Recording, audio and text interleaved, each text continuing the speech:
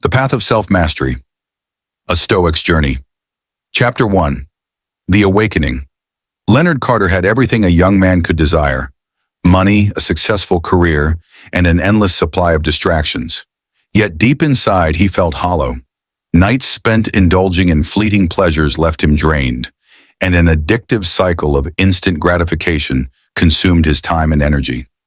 One evening, after another mindless binge of indulgence, he stumbled upon an old book in his father's library.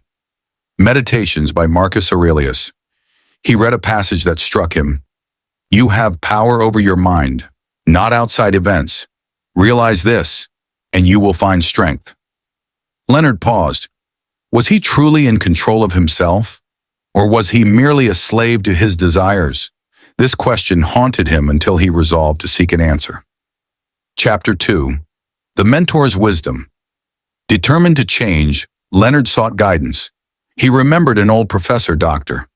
Richard Graves, who had once lectured on philosophy and self-mastery. He visited the professor's small, book-filled apartment. Dr. Graves listened patiently to Leonard's struggle and then said, "You're fighting against your own nature, Leonard. You seek pleasure, but you don't seek fulfillment.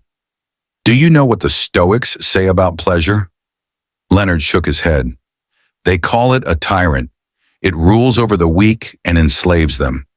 If you want to be free, you must master yourself." Dr. Graves handed him another book, Epictetus's Discourses. "Read this, and when you're ready, come back."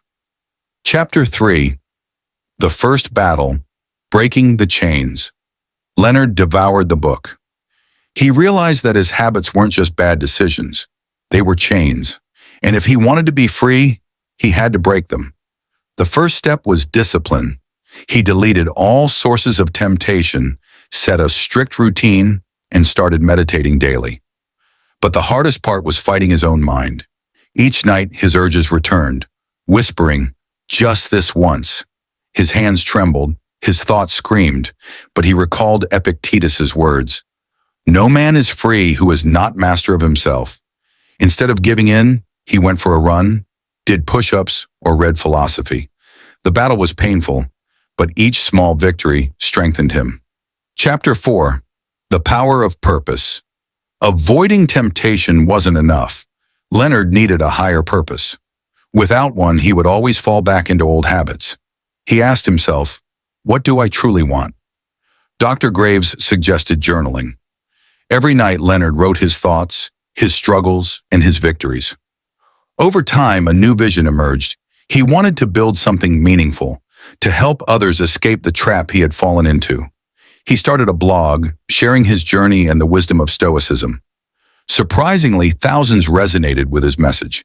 His purpose gave him strength, and the urges lost their grip on him. Chapter 5. The Fire of Hardship. Change is never easy. One night after months of progress, Leonard faced a crushing disappointment, a betrayal by a close friend. Anger and despair surged within him, and the old temptations returned, stronger than ever. For the first time in months, he nearly gave in. But then he remembered Seneca's words, "Difficulties strengthen the mind as labor does the body." Instead of running from the pain, he embraced it. He sat in silence, letting the emotions wash over him. And then he did the hardest thing, nothing. He simply observed his suffering, refusing to numb it with pleasure. And as the night passed, he felt something new, true strength. Chapter 6. The Transformation. Months turned into years. Leonard was no longer the man he once was. He had mastered his desires, built a strong body and mind, and created a movement that inspired others to reclaim their self-control. One evening, he visited Dr. Graves again. "You've changed," the old professor said with a smile. "I finally understand," Leonard replied. "Freedom isn't about doing what you want. It's about mastering yourself so that desires don't control you." Dr. Graves nodded. "And what have you learned about pleasure?" Leonard smiled. "That it's fleeting, but virtue, strength, and purpose, those last forever." Chapter 7. The Legacy. Leonard continued his journey, mentoring others just as Dr. Graves had mentored him. His blog turned into books, his books into lectures, and his message reached millions. One day, a young man approached him and said, "I was lost, but your story helped me change my life." Leonard saw himself in the young man's eyes.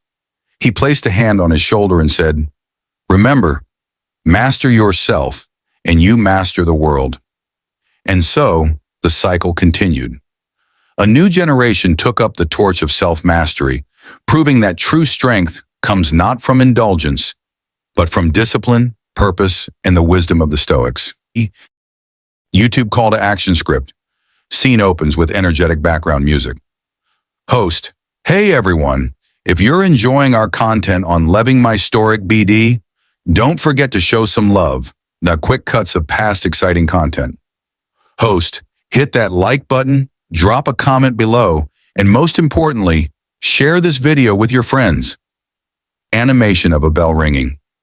Host: "And don't forget to subscribe and smash that notification bell so you never miss an update from Living My Stoic BD. See you in the next video.